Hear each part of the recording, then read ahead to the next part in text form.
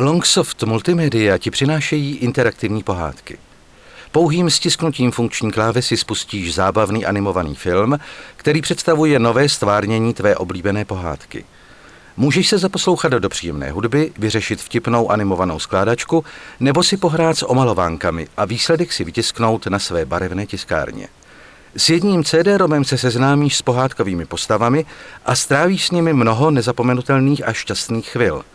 Je to skvělá rodinná zábava. Omalovánky, hodina angličtiny, skládačky, písnička, mini animace, film, skončit.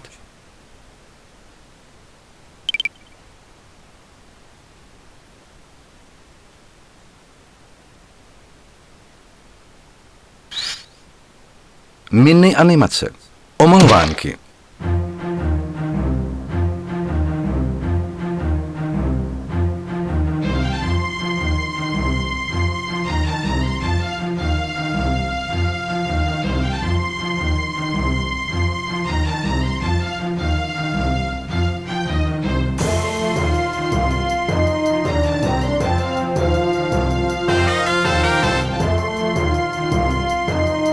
Zpátky do nabídky. Další omalovánka. Pomocí kurzoru ve tvaru žluté šipky si vyber kalíšek s barvou, kterou chceš pro vybarvení obrázku použít. Kalíšky vlevo určují barvu, kalíšky vpravo její odstín. Tak máš na výběr celých 24 barev.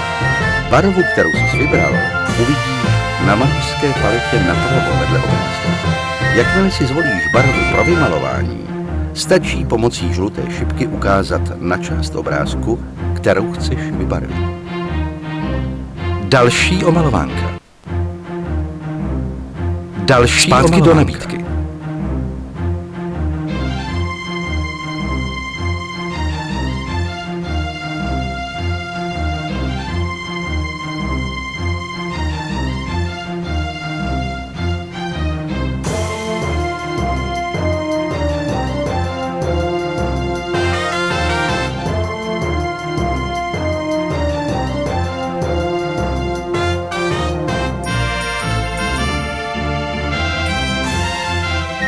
Další omalovánka.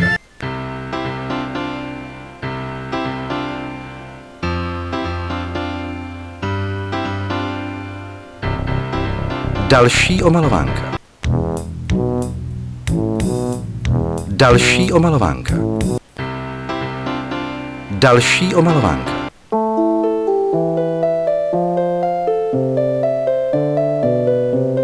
Další omalovánka. Další omalovánka. Další omalovánka. Další omalovánka. Zpátky do nabídky. Hodina angličtiny. Clothes. Učení. Učení. Clothes. Hat. Hat. Earning. Earning. T-shirt. Shorts. Shoe. T-shirt. Zkoušení. Hat. Skvěle. Earning. Skvěle. T-shirt. Skvěle. Shorts. Skvěle. Shoe. Skvěle. Další hodina angličtiny. Body. Had. Hair. Hair. Had. Palm. Hand. Foot. Palm. Zkoušení. Hair. Skvěle. Had. Skvěle. Palm. Skvěle. Hand. Skvěle. Foot. Skvěle. Zpátky do nabídky. Další hodina angličtiny. Poslouchej hlas učitele a Food. zapiš anglická slovíčka na správná místa. Až skončíš, stiskni Enter a počkej si na známku.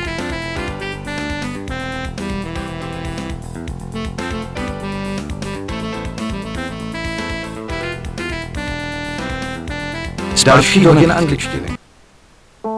Minulá hodina angličtiny. Minulá hodina angličtiny. Hat. Hat. Zkoušení. Hat. Skvěle. Earning. Skvěle. T-shirt. Skvěle. Shorts. Skvěle. Shoe. Skvěle. Další hodina angličtiny. Další Palm. hodina angličtiny. Face. Face. Face. Zkoušení. Učení. Eye. Nose. Mouth. Neck. Ear. Zkoušení. Eye. Skvěle. Nose. Skvěle. Ear. Skvěle. Mouth. Skvěle. Mouth. Neck. Skvěle. Neck. Další hodina angličtiny. Yellow. Yellow. Red. Red. Yellow. Green. Blue. White. Zkoušení. Green. Yellow. Skvěle. Red. Skvěle. Green. Skvěle. Blue. Skvěle. White. Skvěle. Blue. Yellow. White. Yellow. Green. White. Yellow. Green. Zpátky do nabídky. Skládačky.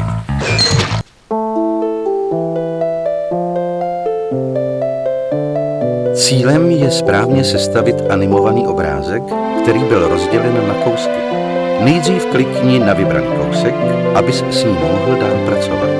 Na zvoleném obrázku se objeví šipky, s jejichž pomocí můžeš daný kousek obrázku obrátit vzhůru nohama nebo zleva doprava. Po druhém kliknutí se kousek obrázku zvýrazí. Dalším kliknutím nyní určíš, kam chceš daný kousek umístit. Umístění kousků se dá kdykoliv změnit.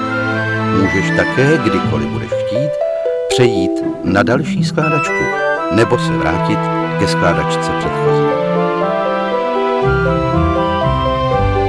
Další skládačka. Zpátky do nabídky. Písnička.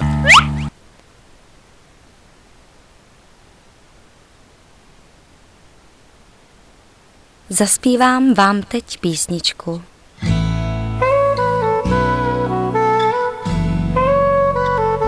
Zpátky do nabídky. Písnička. Mini animace.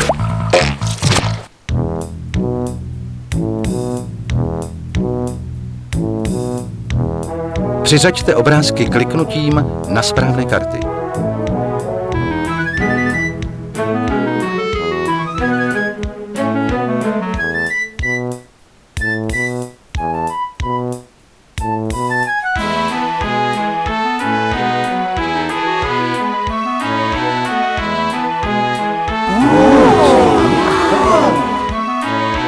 Další mini animace.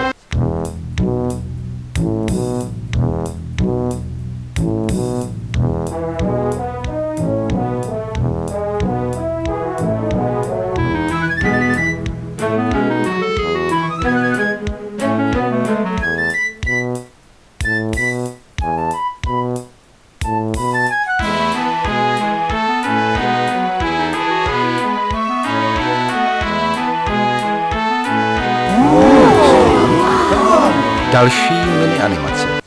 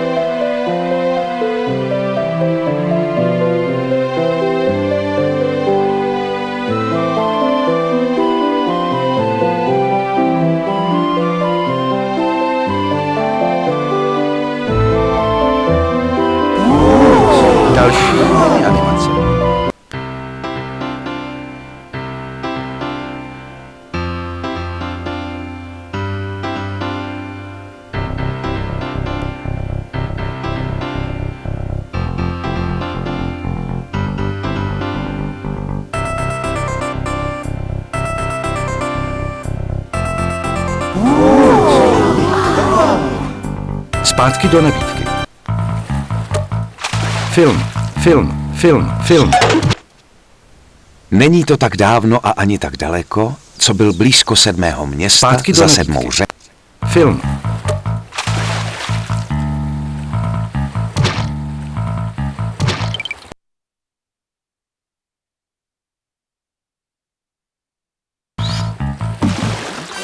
Mini animace. Není to tak dávno a ani tak daleko, co byl blízko 7. města za 7. řekou jeden nádherný velký les, kde v korunách stromů šťastně švitořili ptáčci bezpeční ve svých hnízdech, zatímco dole na zemi šťastně a svobodně pobíhala zvířata. Bylo to báječné. To proto, že o les se staralo 7 chytrých a pozorných chlapců. Každý den se těch 7 chlapců staralo o to, aby les byl čistý. A tady jsou. První byl Kuba, který vypadal jako medvídě. A pak byl Cvalda, který byl ohromný, no aspoň na chlapce. A potom Toník, který se staral o rostliny a zvířata. A Jeník, který se staral v lese o pořádek. Taky Michael, který měl na starosti květiny, profesor, který z nich byl nejchytřejší, a 7. chlapec Josífek junior. Tak těch 7 chlapců trávilo radostně každý den tím, že chránili lesní zeleň. Byli to skutečně dobří chlapci, protože se opravdu starali o prostředí. Pak ale jednoho večera přišli ke své chatě a překvapilo je, že dveře jsou otevřené. Ano, do kořán otevřené. Jak je to možné? Kdo to může být? Hele, komín se legračně tváří. Podívej na ten kouř. Co se to tu děje? Hodina angličtiny. Mini animace. Hodina angličtiny. Zpátky do nabídky. Film.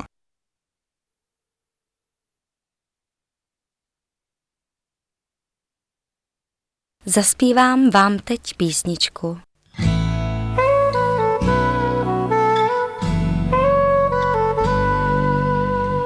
To je má píseň, co zpívám vám. Vypráví o kráse, o královně zlé. Zrcadlo mé, jen svou pravdu znáš. Říkej prosím, jsem já krásnější. Ona tak žádlí, to vím. Tak hodně žádlí, to vím. S ním o zázraku, o krásě jezerních záblesků. V srdci kámen a všem závidí. Prý jsem pěkná, tak mi závidí. Pláču s vírou, že v lese temném možná najdu lidi blídné. Otevřou mi náruč svou. Ona tak žádný na mě, tak hodně žádný na mě. Žádlivost poutává ji a ne já. Prý jsem pěkná, tak mi závidí. Pláču s vírou, že v lese temném možná najdu lidi blídné. Otevřou mi náruč svou.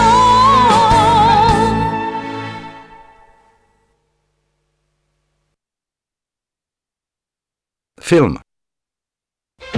A tak Sněhurka zůstala u 7 chlapců, to dá rozum. A chlapci si líbili, že se o ní postarají a ochrání ji před zlou královnou. Takoví laskaví, stateční a chytří chlapci. Dalšího rána všech 7 chlapců šlo do lesa a pilně pracovali jako obvykle. Byli šťastní, že se mohou starat o nádhernou Sněhurku i o les. Pracovali a pracovali a pracovali. Jako by to pro ně ani nebyla práce, ale spíš zábava. Byli v skutku báječní, že? Pak se ale stalo něco strašného. Zlá královna převlečená za stařenu dala Sněhurce otrávené jablko. Ubohá dívka si ukousla z jablka a padla na zem. Tvrdě spala, možná navždy. Film. A když toho večera přišli chlapci domů a našli ji v bezvědomí, přemohl je žal. Byli tak smutní, nevěděli, co si počít, a tak seděli a plakali. Bylo to hrozné. Sněhurka už je nepřivítá a neusměje se na ně, jak to umí jen ona. A ani jim nezaspívá, nikdy, už nikdy. 7 chlapců plakalo celou noc a jejich mladá srdce pukala žalem. Nedá se nějak zlomit to zlé kouzlo, kterým zlá královna očarovala Sněhurku? Nezbývá žádná naděje, ale přece jen se něco stalo. Něco zcela neuvěřitelného. Podívejte, tam v dálce, oblak prachu. Je možné, že se má stát zázrak? Že přijíždí princ zvaný Okouzlující na urozeném oři, aby zachránil Sněhurku? Je to opravdu princ. Ano, je. Hurá! Když uviděl Sněhurku, něžně ji políbil a výsledek byl neuvěřitelně krásný a zázračný.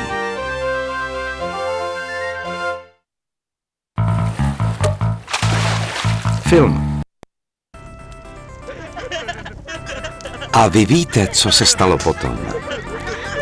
Ano, 7 chytrých chlapců šťastně žilo se Sněhurkou a princem a všichni pracovali na tom, aby byl les čistější a zelenější, než kdy předtím.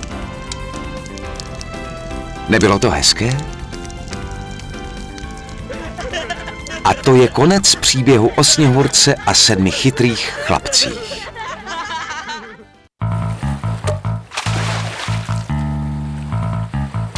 Skončit.